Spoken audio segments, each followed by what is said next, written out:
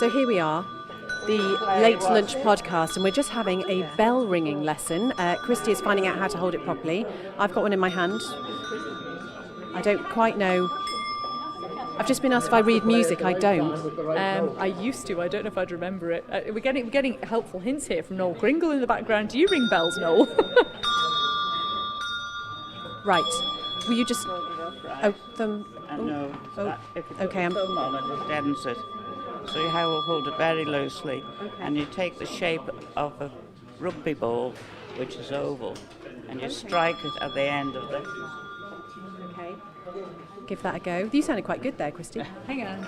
We've got the beginning of a song here. Have we?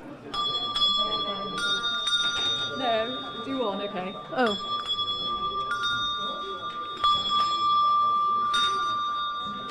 Da, da, da, da, da, da.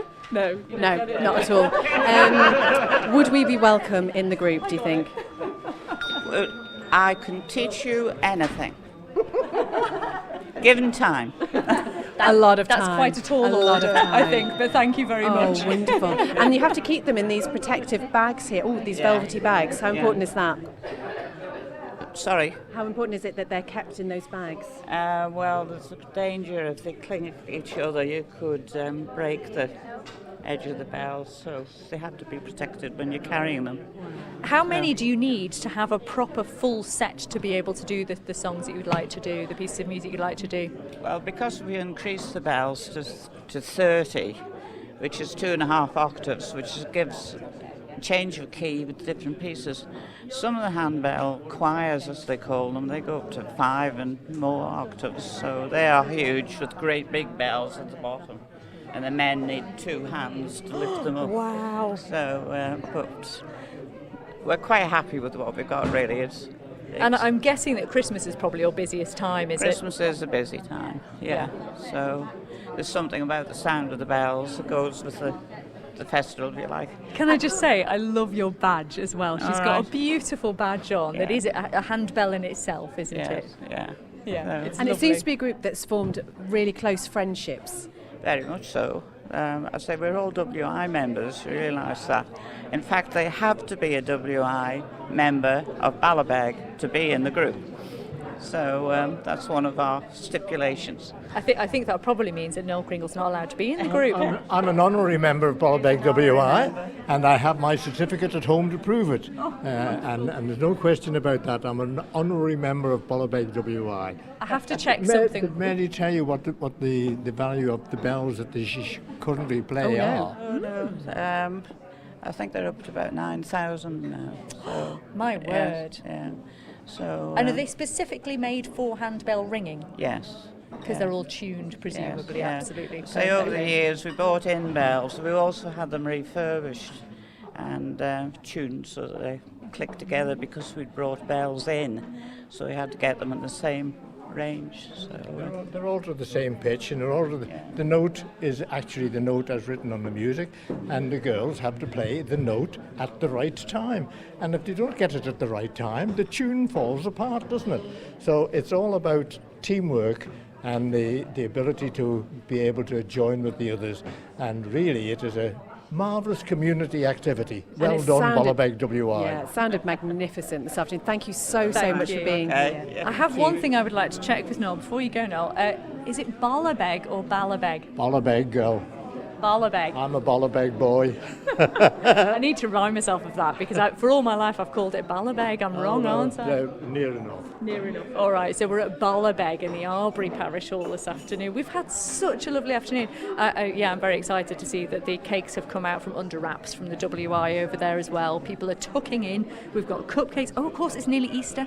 So there are cupcakes with Easter eggs on, little mini eggs on there. Sandwich, of course, butties. See, lemon drizzle. Lemon drizzle. Do you know, scones. We've only done 2 halls so far. We have many, many more planned for the coming months. But there is such a warmth about them. And I'm not just talking about the fact the radiators are on today and it's really cold outside, but just that real sense of friendship, togetherness, of people just coming here because they love doing what they do. And this being the centre for so many things. Yeah, we found out today, we've just been talking to gentlemen here about this Tai Chi, we've got judo, we've got the fencing, and a lot of the sort of age ranges as well. We had such young children coming in to tell us about their fencing. There's just loads that goes on here, and they have wonderful concerts too. And Raymond Gorn is here with his cup of tea. Captain of the parish, how's your tea? Not still.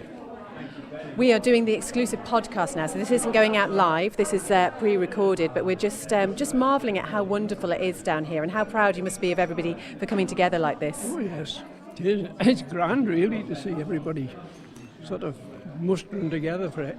Well, no matter what's on in the hall, concerts or anything like that, you can hardly get parked outside. It's true. The concerts as well, there's always an element of fun and humour, isn't there? You can say that again. I bet some of them wouldn't be broadcastable on radio, would they? Well, I don't know. It's not bad. I was involved with a Quilliam group concert here a little while ago that Quentin Gill had put on, and there were things that I was surprised were happening in a parish hall, I have to say. Yes. Well, they have the Quilliam lecture up in the church, like, you know. Yeah. I see I got an invitation this week. There's another one on, and towards the end of the month again. So the place is always packed. You know, you've got to get your tickets to get in. So it's Arbory Parish is very popular. What would you say to those people that say that there's nothing happening on the Isle of Man? Absolutely ridiculous. Like, it's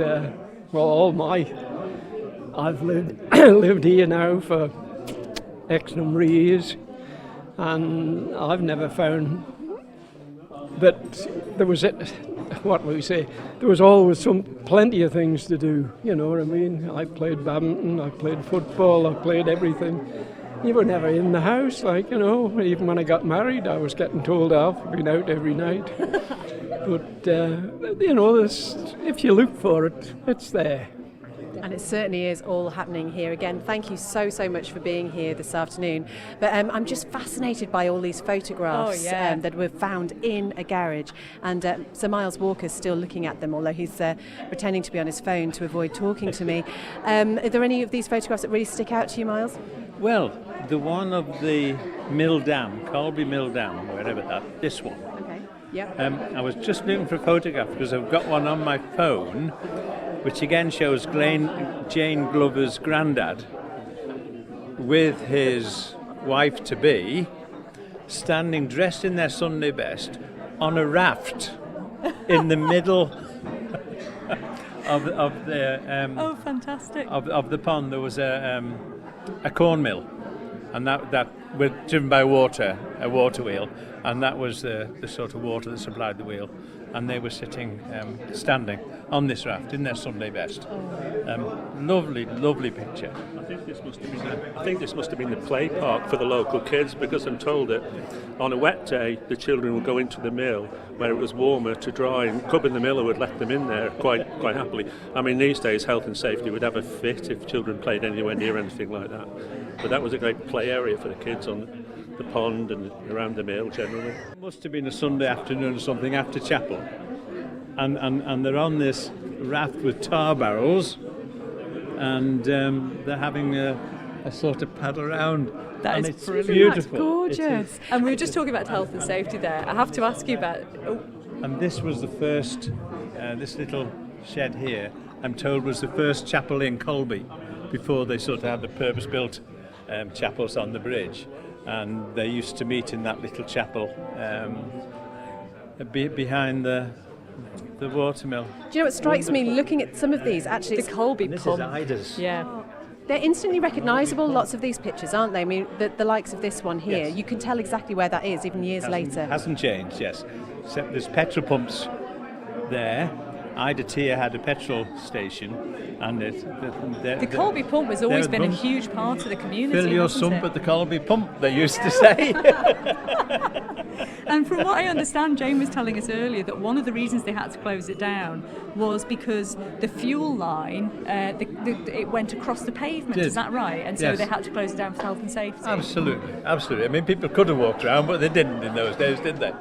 I think there was also the thought that if she lost any petrol, it would go down the drains on the road, and perhaps Could cause a bit of an issue there. could have caused Yeah. a bit of an issue. It's still But called the never Colby did. pump, though, isn't it? It is, which is lovely.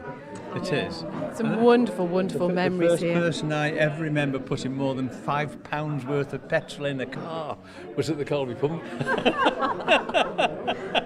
Fill your pump, fill the whole car up for £5.